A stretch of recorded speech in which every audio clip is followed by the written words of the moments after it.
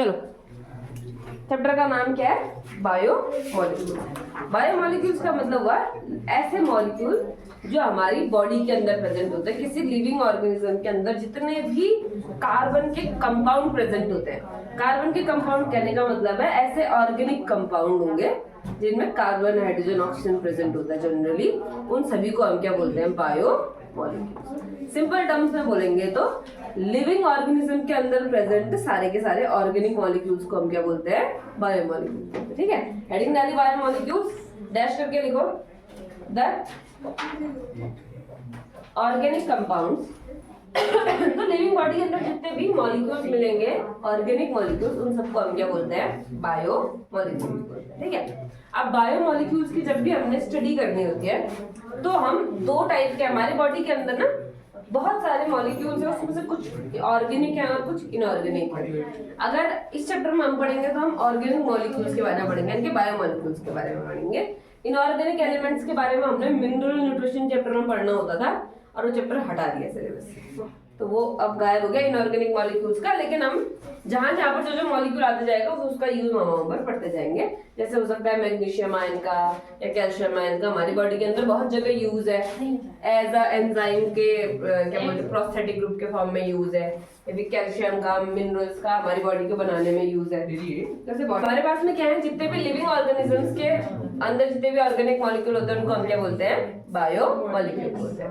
अब अगर हमें बायोमॉलिक्यूल की स्टडी करनी है तो पहले तो हमें उनको बॉडी से अलग करना पड़ेगा ना, सेल से अलग अलग करके पहचानना पड़ेगा कि बायोमॉलिक्यूल्स कौन कौन से हैं, तब जाकर के हम स्टडी कर पाएंगे कि उनका कंपोजिशन क्या है, स्ट्रक्चर कैसा है, फंक्शन कैसा है, वो बाद में हम स्टडी करेंगे। तो पहले हम क्या करेंगे? एक्सट्रैक्शन करेंगे मॉलिक्यूल्स का। सेल के अंदर हम कैसे मॉलिक्यूल्स क्या कर सकते हैं? सेपरेट कर सकते हैं। ठीक है, तो जब भी हम बायोमॉलिक्यूल की स्टडी करते हैं ना, उसके लिए हम एक एनालिसिस करते हैं, पेस्ट एनालिसिस कहते हैं उसको। उसमें हम क्या करेंगे? ऑर्गेनिज्म का कोई एक टिश्यू लेंगे। मान लो हमने किसी प्लांट का हमने स्टडी करना है, तो प्लांट की कोई एक लीफ ले ली हमने, या फिर हम लोग ने अगर एनिमल के टिश्यू का स्टडी करना है तो मान लो किसी एनिमल का लीवर ले लिया या किडनी ले लिया, उसका एक हिस्सा ले लिया डेड ऑर्गेनिज्म का ऑर्गेनिज्म। तो या फिर प्लांट की लीफ या फिर हम लीवर जनरली हम यूज करते हैं। तो किसी भी ऑर्गेनिज्म का हमने क्या ले लिया? लीवर ले लिया। इसको मिलाया, बच्चों बोलो नहीं, इसको मिलाया ट्राइक्लोरो एसिटिक एसिड में। ट्राइक्लोरो एसिटिक एसिड का फॉर्मूला क्या होगा? बताओ, ट्राइक्लोरो एसिटिक एसिड का फॉर्मूला क्या होगा? एसिटिक एसिड का फॉर्मूला क्या होता है? CH3COO।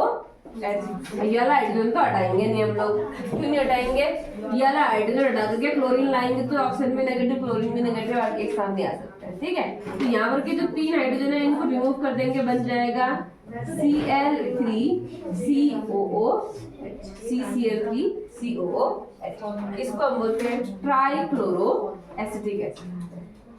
एसिटिक एसिड में हाइड्रोजन हटा करके तीन क्लोरीन लाया, तो ट्राइक्लोरो एसिटिक एसिड। ये स्ट्रक्चर बाकी सारा का सारा सेम करके रखा है हमने। ये कार्बन है, इस कार्बन में ऐसे करके 1 2 3 हाइड्रोजन जुड़े रहते हैं। इन तीनों हाइड्रोजन को रिमूव करके इसके बदले हमने क्या ऐड कर दिया? क्लोरीन ऐड कर दिया। बाकी सब तो सेम है ना, बाकी तो एसिटिक एसिड है, सिर्फ हाइड्रोजन डालकर क्या लिया? क्लोरीन लाया, इसलिए हम उसको बोलते हैं ट्राइक्लोरो एसिटिक एसिड। ठीक है, तो हम ये लीफ या फिर लीवर का टुकड़ा लेंगे, इसको ट्राइक्लोरो एसिटिक एसिड में डाल करके इसका पेस्ट बनाएंगे, ग्राइंड करेंगे। ट्राइक्लोरो एसिटिक एसिड के साथ में ग्राइंड या मिन्स करेंगे, यानी कि पीसेंगे, या ऐसे करके मिन्स करना मतलब होता है छोटे छोटे पीसेस में कन्वर्ट करना, दबा करके, या क्या बोलते हैं उसको, आलू मैश करता है जैसे हम, उस टाइप से मिन्स करना होता है, छोटे छोटे पीसेस में बनाना, उसको पूरा पेस्ट बनाएंगे। ठीक है, ये पेस्ट हमने क्या बनाया है? किसमें बनाया है? ट्राइक्लोरो एसिटिक एसिड के अंदर बनाया है। अब देखो, इसको हम करेंगे फिल्टर।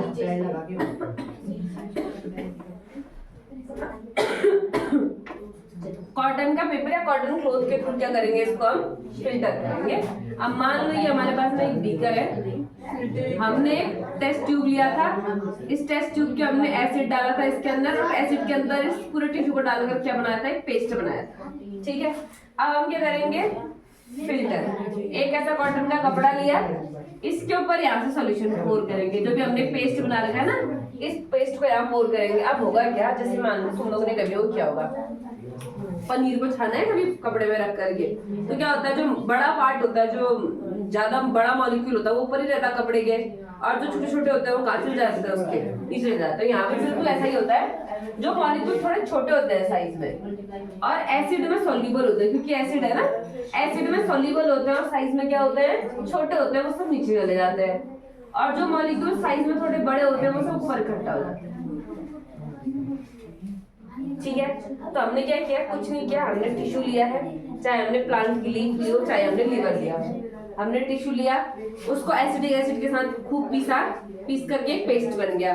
उस पेस्ट को फिर हमने कॉटन के कपड़े के थ्रू, ठीक है, हमने क्या किया, टिश्यू लिया, एसिड लिया, एसिड के साथ टिश्यू क्या कर दिया, पीस दिया, फिर उसको कपड़े के थ्रू फिल्टर किया। तो जो बड़े मॉलिक्यूल है वो ऊपर रह जाएंगे, जो छोटे मॉलिक्यूल है वो नीचे चले जाएंगे।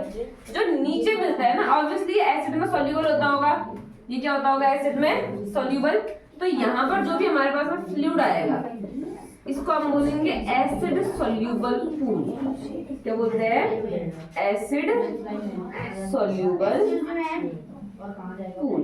पूल का मतलब हुआ मिक्सचर ऑफ कंपाउंड्स। तो यहाँ पर में जितने भी कंपाउंड होंगे सब काय में डिसॉल्व होते होंगे, एसिड में डिसॉल्व होते होंगे, इसलिए हमने इसको क्या बोल दिया, एसिड सॉल्युबल। और ऊपर वाले एसिड में डिसॉल्व नहीं होते, डिसॉल्व होते क्योंकि नीचे आ जाते हैं ना, एसिड में डिसॉल्व नहीं होता तो कपड़े के ऊपर ही रह जाते हैं। ठीक है, जो नीचे आ गया फिल्टर होकर के, इसको हम बोलते हैं फिल्टरेट। क्या बोलते हैं, फिल्टरेट। और जो कपड़े के ऊपर रह गया इसको हम बोलते हैं रिटेंटिव। क्या बोलते हैं, रिटेंटिव। अब हम क्या करते हैं ना, इन दोनों की एनालिसिस करते हैं कि जो नीचे आ गया था फिल्टरेट में, इसके अंदर क्या क्या मॉलिक्यूल थे, क्या क्या कंपाउंड थे, क्या उनका स्ट्रक्चर था, और जो रिटेंटेट है उसके अंदर क्या मॉलिक्यूल थे, क्या कंपाउंड था, क्या उनका स्ट्रक्चर था।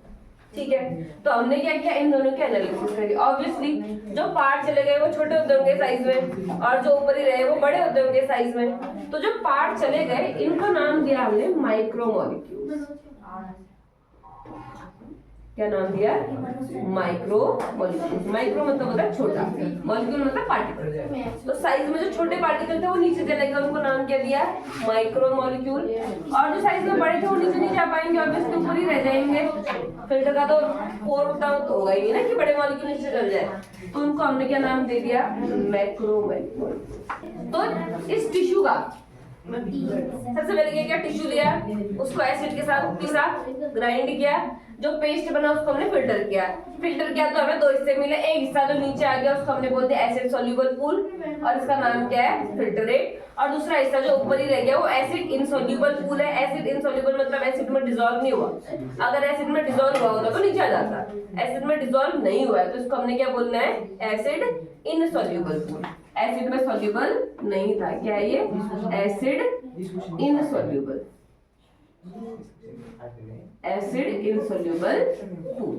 ठीक है, अब जो ऊपर रहा उसको रिटेंटेट कहेंगे, जो नीचे गया उसको फिल्टरेट। ये हमेशा है, तुम्हें बहुत सारे केमिकल एक्सपेरिमेंट करने पड़ेंगे, केमिस्ट्री में भी और बायोलॉजी में भी। जब भी फिल्टर करोगे, जो चीज फिल्टर के नीचे चलेगी उसको फिल्टरेट कहेंगे, और जो चीज फिल्टर के ऊपर है उसे रिटेंटेट कहेंगे। ठीक है, फिल्टरेट में क्योंकि मॉलिक्यूल का साइज छोटा होता होगा, तो नीचे गया वो उसके थ्रू, तो इसलिए हमने उसको क्या बोल दिया, माइक्रोमोलिक्यूल्स। और ऊपर जो रहे ऑब्वियसली वो साइज में बड़े होते होंगे तभी नीचे नहीं जा पाए, तो उनको नाम क्या दे दिया, मैक्रोमोलिक्यूल्स। इतनी बात समझ में आई, इतने में कोई दिक्कत?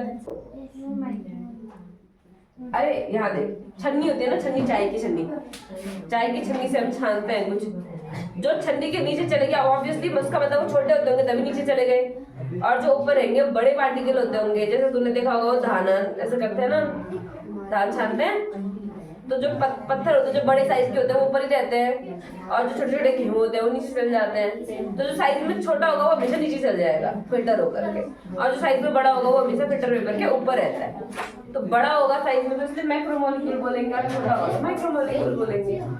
किसी भी छन्नी से जब हम छानेंगे तो जो चीजें छोटी होंगी वो छन्नी से पार चली जाएगी, और चीजें बड़ी होंगी वो छन्नी के ऊपर रहेंगी।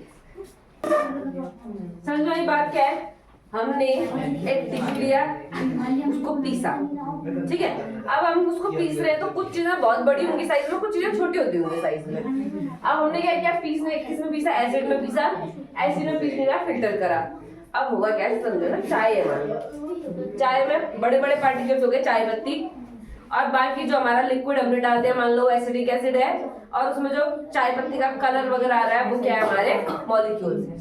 अब जब हम छानेंगे तो चाय पत्ती का जो पानी है वो नीचे चल जाएगा, साथ में जो छोटे छोटे मॉलिक्यूल्स है वो भी नीचे चले जाएंगे, और जो बड़े बड़े टुकड़े हैं चाय पत्ती के वो ऊपर ही रहेंगे। वो जो ऊपर वाले हैं, वो जो बड़े बड़े टुकड़े हैं चाय पत्ती के, अगर वो सॉल्युबल हो जाते हैं, अगर वो उस एसिड में क्या हो जाते हैं, डिसॉल्व हो जाते हैं, तो वो भी नीचे चले जाते हैं, क्योंकि डिसॉल्व होने के बाद क्या होता है, मॉलिक्यूल छोटे छोटे हिस्सों में टूट जाता है ना। जैसे चीनी का एक बड़ा टुकड़ा देखा होगा तुमने, पानी में डालो डिसॉल्व करो तो फिर छोटे छोटे पीसेस में अपने टूट जाता है, ब्रेक हो जाता है, तो आराम से वो फिल्टर में पड़ के पार चल जाता है। लेकिन ये एसिड में सॉल्युबल हुए नहीं, तो जितने बड़े टुकड़े थे उतने बड़े टुकड़े रहे, एसिड में डिसॉल्व हुए तो बड़े थे ऊपर ही रह गए, और जो बाकी मॉलिक्यूल थे जो एसिड में डिसॉल्व हो गए वो छोटे छोटे बन गए, छोटे छोटे बन गए तो एसिड का नीचे आ गए। It is as simple as that. आज घर जा करके पानी लेना, पानी में मिट्टी मिलाना और फिर इसको कपड़े से फिल्टर करना, आधी तो चीजें नीचे चल जाएंगी, आधी ऊपर ही रहेंगी। जो ऊपर रहेंगी तुम देखोगे वो बड़ी मॉलिक्यूल्स है, बड़ी चीजें हैं, और वो पानी में डिसॉल्व नहीं हो रही है, और जो नीचे चले जाएंगे वो डिसॉल्व हो रही होंगी पानी में, तो पानी में डिसॉल्व होंगे, पानी के साथ चली जाएंगी। ठीक है, तो हमारे पास में दो हिस्से आ गए, एक आ गया फिल्टरेट, एक आ गया रिटेंटिव। फिल्टरेट के अंदर क्योंकि मॉलिक्यूल ऑब्वियसली छोटे साइज के होंगे तभी फिल्टर से पास हुए होंगे, तो उसको हमने नाम क्या दे दिया, माइक्रो मॉलिक्यूल। और जो ऊपर थे वो बड़े होते होंगे तभी फिल्टर से पास नहीं हुए, तो इनको नाम क्या दे दिया हमने, मैक्रो मॉलिक्यूल। माइक्रो मॉलिक्यूल के अंदर क्या क्या आए वो अभी सुनो, उसका स्ट्रक्चर क्या है, कैसे बने होते हैं बाद में पढ़ेंगे। ठीक है, इसके अंदर आए सिंपलेस्ट शुगर्स जैसे ग्लूकोज, फ्रक्टोज यानी कि मोनोसैकेराइड। ठीक है, इसके अलावा हमारे पास में आ गए एमिनो एसिड्स। ठीक है, इसके अलावा हमारे पास में आएंगे नाइट्रोजनस बेसिस। क्या होते हैं, क्या स्ट्रक्चर है, क्या काम है, फिर हम पढ़ेंगे। Nitrogenous bases. इसके अलावा हमारे पास में आ गए छोटे छोटे अदर, हम बोल सकते हैं कि फॉस्फेट, अरे भाई बुक दिखा दे, सल्फेट एक्सेट्रा।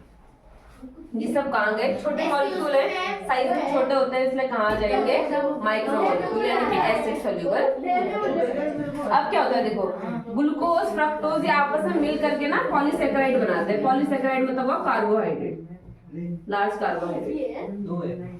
अब क्योंकि इसमें क्या होगा देखो, एक ग्लूकोज, दो ग्लूकोज, तीन ग्लूकोज, चार ग्लूकोज, पांच ग्लूकोज, बड़ा स्ट्रक्चर है ना, बड़ा स्ट्रक्चर है, तो फिल्टर से पास तो कर नहीं सकता, तो इसलिए कहाँ रहेगा, रिटेंटेट में रहेगा। ठीक है, सेम टू सेम कई सारे एमिनो एसिड मिलकर के प्रोटीन बन जाएंगे, तो प्रोटीन के बड़ा स्ट्रक्चर ये भी कहाँ रहेगा, रिटेंटेट में रहेगा।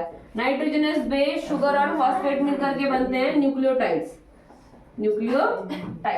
न्यूक्लियोटाइड्स भी कहाँ रहेंगे, रिटेंटेट में रहेंगे। हमारा जो डीएनए आरएनए है ये भी कहाँ रहेगा, रिटेंटेट में रहेगा। जितने भी लिपिड मॉलिक्यूल्स हैं, कौन, लिपिड मॉलिक्यूल्स, ये भी कहाँ रहेंगे, रिटेंटेट में रहेंगे। मगर एक बात यहाँ ध्यान देने वाली बात क्या है कि जो लिपिड मॉलिक्यूल्स होते हैं यानी कि फैट मॉलिक्यूल्स होते हैं वो छोटे होते हैं स्ट्रक्चर में, मगर फिर भी मैक्रो मॉलिक्यूल वाले कंटेनर में प्रेजेंट होते हैं। सोचो सही होता होगा। मैंने क्या बोला, जो साइज में छोटे हैं वो माइक्रो मॉलिक्यूल होंगे और एसिड सॉल्युबल के अंदर जाएंगे, जो साइज में बड़े हैं वो मैक्रो मॉलिक्यूल होंगे और रिटेंटेट में रहेंगे, एसिड इनसॉल्युबल में जाएंगे। मैं बोल रही हूँ लिपिड छोटे हैं साइज में लेकिन फिर भी मैक्रो मॉलिक्यूल्स में। क्यों, सॉल्युबल नहीं होंगे और एक्स्ट्रा टफ होगा। और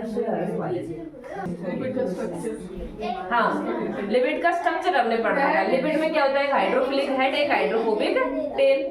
लिपिड क्योंकि वाटर में सॉल्युबल नहीं होता है, क्योंकि हाइड्रोफोबिक भी है ना उसका हेड, हमारे पास में क्या है, टेल क्या है, हाइड्रोफोबिक होती है, तो वो तो रहना नहीं चाहेगी वाटर के कांटेक्ट में। तो ये लिपिड क्या कराता है ना, एक ऐसा क्लस्टर टाइप का बना देता है, हेड बाहर की तरफ को और टेल अंदर की तरफ। अब ये भले ही एक इंडिविजुअल लिपिड छोटा होता हो साइज में, मगर एक क्लस्टर तो साइज में बड़ा हो जाएगा, तो ये फिल्टर पेपर से पास नहीं कर पाएगा। मतलब जो भी हमने क्लोथ लिया है फिल्टर पेपर लिया उससे पास नहीं कर पाएगा। इसलिए हम इसको देखते किसमें है, रिटेंटेट में देखते हैं, मगर ये एक्चुअल में है क्या, माइक्रो मॉलिक्यूल। और एक क्वेश्चन आता है कि लिपिड माइक्रो मॉलिक्यूल है लेकिन रिटेंटेट में क्यों अवेलेबल होता है? क्योंकि लिपिड क्लस्टर में रहता है और क्लस्टर उस पेपर से पास नहीं कर पाते। क्लस्टर में क्यों रहता है? क्योंकि वाटर में क्या होता है? इनसॉल्युबल होता है। अपने आप को बचाने के लिए क्लस्टर फॉर्म करते हैं। ठीक है, इतना लिखा मैंने। उसके बाद हाँ हाँ एसिड कंसंट्रेटेड एसिड थोड़ी होता है। वैसे भी यहाँ देखो, एसिड खुद भी पोलर है, वाटर भी पोलर है ना? पोलर पोलर एक जैसे होते हैं, ये नॉन पोलर होता है। कभी भी पोलर में नॉन पोलर मॉलिक्यूल डिसॉल्व नहीं होता। Polar molecule non polar molecule जानते हो ना? वाटर भी पोलर मॉलिक्यूल है, एसिड भी पोलर मॉलिक्यूल है, उनमें ये नॉन पोलर मॉलिक्यूल डिसॉल्व नहीं होते। लाइक डिसॉल्व लाइक कहते हैं। पोलर मॉलिक्यूल पोलर में डिसॉल्व होता है, non polar molecule non polar में डिसॉल्व होता है। जैसे ये हमारा एसीटेट में डिसॉल्व हो जाएगा, एसीटेट मतलब वो एसीटोन में डिसॉल्व हो जाएगा, वो नॉन पोलर मॉलिक्यूल में डिसॉल्व हो जाएगा। इसमें नहीं होगा एसिड में dissolve. Water insoluble, acid insoluble, एक बात नहीं। ठीक है, हम मैडम इतना पहले नोट कर लेते हैं, इसके बाद फिर तुमको एश एनालिसिस पढ़ाते हैं। एश मतलब एस्ट्रोजन की नहीं है।